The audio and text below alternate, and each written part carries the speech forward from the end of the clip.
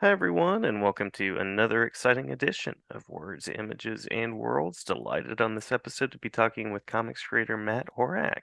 Matt, thank you for jumping in and joining for a few minutes. No problem. Thanks for having me. Yeah, my pleasure, my pleasure.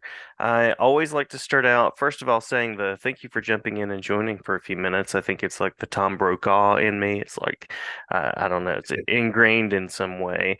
But also, I like to name a few titles, a few worlds that you've created in. So I will by no means touch them all, but Norse mythology with some guy named Neil Gaiman, somebody named Hmm. Neil Gaiman, and Yeah. Craig Russell on that, as well as characters like Moon Knight, Punisher, Spider-Man, and Deadpool in the same Hmm. title. The world of Star Wars. Sorry, I almost said Star Trek. Star Hmm. Wars, and many, many others. Many others. Any particular mile markers that I'm missing in that brief lineup? I just had an issue of Black Panther come out this Yes, week, so yes. that's probably the most recent one. But those are the big ones. And the Black Panther issue looks great as well. Thank you. Yeah. Yeah, yeah. Some of my favorite characters. The Marvel, I don't know what tier they're in, but Hmm. characters like Moon Knight and Black Panther are just right there for me. I love those characters. Yeah. Yeah. I maybe even gravitate to the even lower tiers than that. Some of the Z-listers and stuff is really fun, which was what was kind of cool about Spider-Man Deadpool is we just got to pull from all kinds of weirdos. Yeah, yeah. There are so many characters out there and so much untapped territory that people tend to navigate to like the big three characters, and there are so many more, so many more. Yeah, yeah. Hmm. Yeah. So curious about what it was about comics that drew you in and the moment at which you said, this is the thing that I will do with my talent. This is the space for me. Well, Um, I don't know that I was always really into comics. So one of the early, I read the newspaper comics and stuff like that when I was a little kid, and my grandma had some Tintin books at her house, which Hmm. kind of I really gravitated to those. That's like one of my earliest influences as far as getting into comics, and especially longer form stories and things like that, and definitely world building. Hmm. And I was always the kid that could draw. I was always, my mom really encouraged me to draw, and she has drawings from when I was 3 years old and stuff like that. So I don't know when exactly, but I guess as soon as I knew it was a thing people did for a living, that's pretty much what I knew I wanted to do. Yeah, yeah. So, so Uh, I don't know, probably 10, 12 years old, something like that. yeah, yeah. Were you a notebook scribbler? Were you notebook scribbling to the comics as well? Yeah, yeah. I mean, all of my school notes had drawings on the margins, and my brother, my younger brother James, is only 2 years younger than me, and we would draw together a lot.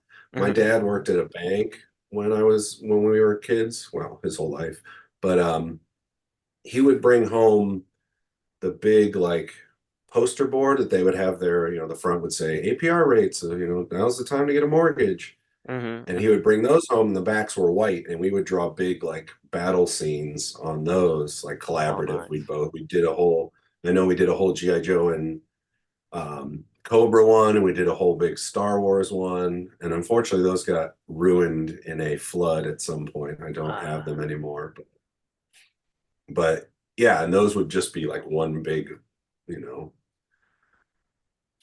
battle scene. So kind of not really comics, but I remember there were, this guy's shooting and it hits this guy over here, and it was all, we would build the whole story of what was happening in those.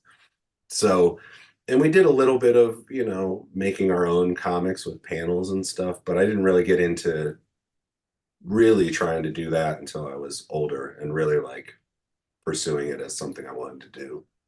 Yeah. Well, that's cool to have that collaboration with your brother too, and to be able to Yeah. create and have a fellow creator from an early age. Hmm. Yeah, Yeah, and it was just an extension of the rest of our play with the action figures, you know what I mean? So right. And I always say that if had he decided to keep drawing and pursue this, he probably could have done it too. It's one of those things that um, it's everyone always talks about, oh, you have this talent and stuff, and there's an aptitude for towards it, I think, but Mhm. more than that, it's just continuing because everyone draws when they're kids. It's just a lot of people stop. I just didn't Mhm. stop Mhm. and just Mhm. kept learning. And when I was younger, it was, we didn't have all the resources of the internet and everything to learn how to draw comics. It was from comics journal interviews and Mhm. anywhere you could find it, showing your portfolio at conventions and things like that. So, and Yeah. I went to art school, but I learned to draw comics self-taught essentially. Yeah. Yeah. So what kinds of stories are you drawn to as a creator? Um, Good ones, I guess. Yeah. Yeah. The stories that uh, work. yeah, I often get asked in interviews and panels and stuff what characters I want to work with, and I don't really have a great answer for that Hmm. because I'm drawn to characters and in that they're well-written characters. It's not, I'm not like I love Nightwing or whoever, you know what I mean? Hmm. Um, so that's a big part of it. But that said, I also like weirdness and monsters, weirdos. I like Yeah. weirdos, weird things. Um, I like crime. I've kind of discovered I really read a lot of crime comics, and some of my favorites, like 100 Bullets and Stray Bullets. Hmm. Hmm. But it's not really something I want to draw because I don't enjoy drawing real people that much. Yeah.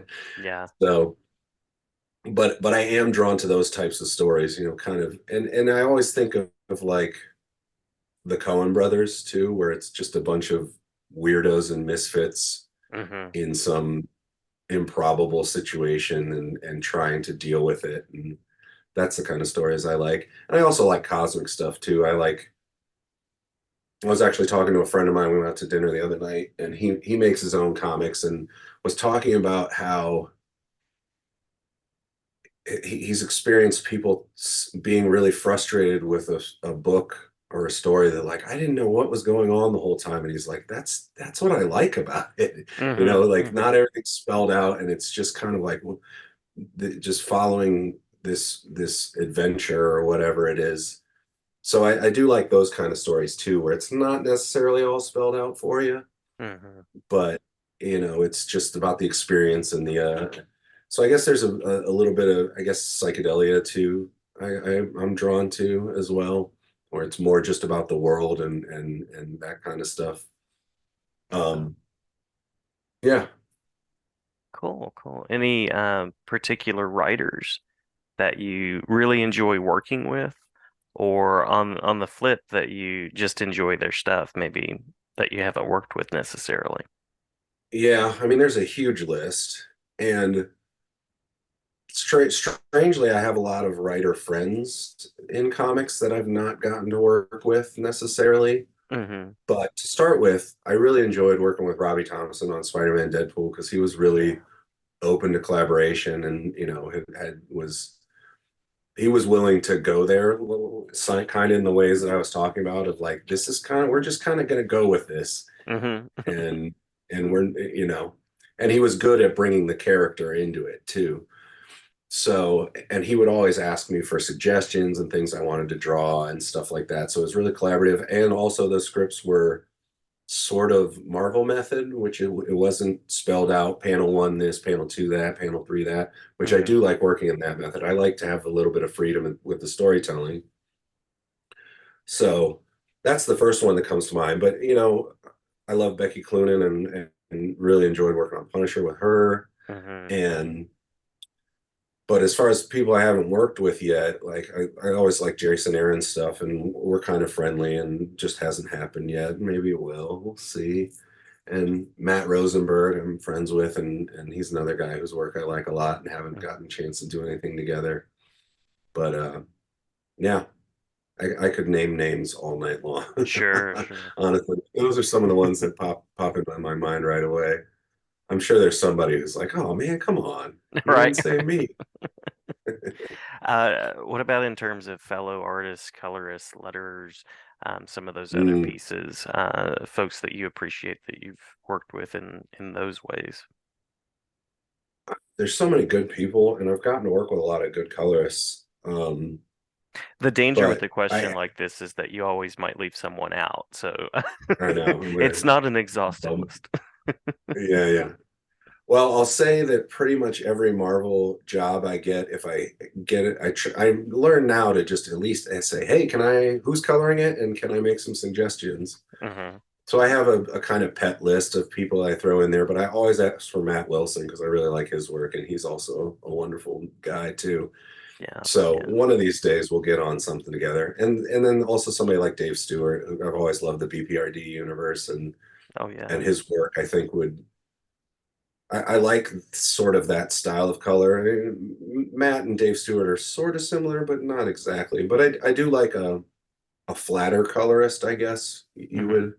you would call them. You know, not doing a ton of rendering and highlighting on every single edge and things like that. But that said, the Black Panther colors on Black Panther were more in the rendered kind of style and a lot of highlighting and a lot added to it, and I thought it looked really great. So Yeah. I'm as long as there's well, see, this is the dangerous part. Is there? I know there's colors I don't want to work with anymore, or whose work I didn't think worked with my style that great. Yeah, And yeah, so it's more about that. Like there's certain artists who are like, I don't know if we're a good mix. So. yeah. There's definitely that intentional pairing that comes off Mhm. well. Yeah. Well, I always hope to find that, like Dave Stewart and Mignola found each other, and then Hmm. like, okay, you're coloring me from now on. And some other guys, like I know Daniel Warren Johnson has D. Cuniff, I think, or no, Mike Spicer colors a lot of his Hmm. stuff, and he kind Hmm. of is like, that's my first choice. And both of their work, I've actually worked with both of them in small parts, and really like their work too. So, Yeah. Yeah. um, yeah, and if I've also worked with a few like colorists I've found. I always have my little list of like colorists that I keep in my back pocket who maybe aren't working in mainstream books yet, or do only done a few things. I'm like, oh, I kind of like this person. I'm going to keep them in mind. Nice. So Nice. for a rainy day when I need to find a colorist. Yeah. Yeah. And then letterers, there's a lot of good letterers out there. It's a little Mhm. harder to harder to work with. Although I generally ink my own work, but I've been toying with the idea of doing some pencils only to see if I could speed up a little bit. And Mhm. I've talked to a few inkers, and I keep threatening to send them some samples to see what they could do with them. So that might happen sometime in the future too. Very cool. Very cool. Yeah. You mentioned Daniel Warren Johnson, just a very Mhm. cool guy. He's not been on the show, but I've met him at a convention and very kind Mhm. person as well. Yeah. Yeah, he's a Yeah. good one. I've Yeah. known him for quite a while. I was hip to him back in those space mullet days. Oh yes. His, Oh his yeah. yeah. And I'm glad to see all the success that he's had for sure. He's definitely one of the good ones out there. And Yeah. he's also I also worked doing art for Earthquaker Devices, which is a guitar pedal company. Hmm. So I did the Hmm. art for the pedals, and I would trade pedals for original art. So I have a handful of Daniel Orange because he's a guitar player. I have a handful of his originals that I traded guitar pedals for. Nice. Nice. Yeah. And very, I mean, spot on that he's also a guitar player with Murder Falcon and things Mhm. like that. So there you go. Yeah, There you yeah. go. He's frustratingly as good at guitar as he is at drawing. There you go. Yeah. Yeah. There needs to be a soundtrack with the book. This is what I'm feeling. Yeah. Well, I did for Earthquaker Devices, I did a comic called Octoskull that Hmm. took the names of the pedals and made them, I wrote and drew it, made those characters and places in this story. And we did do a soundtrack to that which unfortunately I just found out it's no longer up on the. You used to be able to read it and listen to it on the Earthquaker Devices website, but I don't think it's up Yeah. there anymore. So But I need to gather that stuff up and put it back up somewhere. yeah, yeah, definitely. Definitely. I love the creativity and love that linking of music and comics too. Music and Hmm. creating in general. Yeah, they they go together really well, and it's kind of weird to me that it doesn't happen more often, or more projects don't. Well, I guess there's the Z, was it Z2 or what, I can't remember what the name of that publisher is. It's done a bunch of music comics recently. Mhm, mhm. Shout out to collaborators on the Octoskull comic, which I wrote and drew that, and then put the conceived the project and put it together, and found the team for that. So I had Crank as letterer on it, who's one of my favorite letterers who I've Nice, worked with a nice. bunch, Yeah, and Chris O'Halloran, who's now colors a bunch of BPRD stuff. hmm And it was one of the first jobs he did, and I was lucky to get him early on. And I knew I found a really good one because I was showing the color pages to friends, and they'd be like, who colored these?" Trying to come steal them away from me right away. Yeah, yeah. Did you guard the identity? Did you say, ah, same guy, No, same guy? no. I want everybody to get jobs. I want to put your Nice, name out there if I can. nice, Yeah, nice. and I Love made that. a point of, colorist and letterer on the cover. We want everybody's credits on the cover. hmm Absolutely. Yeah, Hmm. yeah. So curious about the next creative steps, the things that are coming that you can talk about. I know there are always things you can't necessarily talk about, Hmm. but curious about what's churning right now. Not a ton because I recently bought a house, so I've Mm-hmm. kind of not we with it, that needs a lot of renovation, so I haven't been actively working right now. I mean, starting to put few things out there and get some things cooking, so nothing really of note to talk about. But I would say I would like to do some creator-owned stuff. I've been itching to do that for a while now, and had pitches together with different people and things that were sort of got started and fell apart. So hopefully something will stick sometime in the near future. And so I guess any writer friends out there who want to do something, want to Yeah. write me a crime book with monsters and weirdos in it. That is the pitch right there. I love it. Yeah, yeah. Yeah. Yeah. Are there particular web spaces that folks can go? Are there social media spots that are most comfortable that you tend to share things and Um, I'd say Instagram, which is hmm hmm Horak Matt at Horak Matt. I'm not really great at posting. I always want to get better at it. I do have a website out there, which is I just looked at it the other day, and I think the last thing I put on there was the announcement I was drawing Spider-Man Deadpool. So that's long in need of an update as well. But I'm also on Twitter or X or whatever you want to call it as Matt Horak. And some of the other ones, I've made a point anytime a new one bubbles up, I go make sure I get my name. hmm So stop that BMX rider from getting it. He's the one That's that right. got the Instagram one. Wow. Wow. So, so that's why I'm Horak Matt, but I'm pretty easy to find, and people can always contact me through those places as well. And I'm on Facebook too. Probably pretty Nice. easy to find me there too. So Cool yeah, things. Did yeah, we yeah. miss anything in the talk through that you want to make sure to share? Um, Check out the Black Panther issue. yeah, go pick up Black Panther #6, which just came out this week. Well, this week as of recording, which is the week before Thanksgiving. Um, I really, even though I fell behind and didn't get to draw all the pages in the Star Wars one shot, I thought hmm that turned out pretty good. I was pretty happy with that. hmm And I do have a creator-owned character called Dr. Crow that I haven't worked on in a while, but go find some Dr. Crow. Um, yeah, no, I think that's about it. Yeah. And Uh, more creator owned on the way, it sounds like, hopefully. Hopefully, yeah, that's what I'd like to do. But I mean, I'm sure I'll still be doing some Marvel stuff, and especially until, creator on sometimes takes a little longer for to get paid for it. So probably have to Hmm. sprinkle a little of both in there. I guess I'm going to be at GalaxyCon Columbus here the first week in December. If anybody's Nice. in the Columbus, Ohio area and wants to come out. I was And literally just in Columbus for NCTE, so there you go. oh yeah, Just missed it. for for what? NCTE, National Council of Teachers of English. Oh, okay. Oh, Yeah, yeah. cool. Hmm. Hmm. Yeah, and another little show in Mahoning Valley Comic Con near Youngstown, which is in, I think, December 13th or something like that.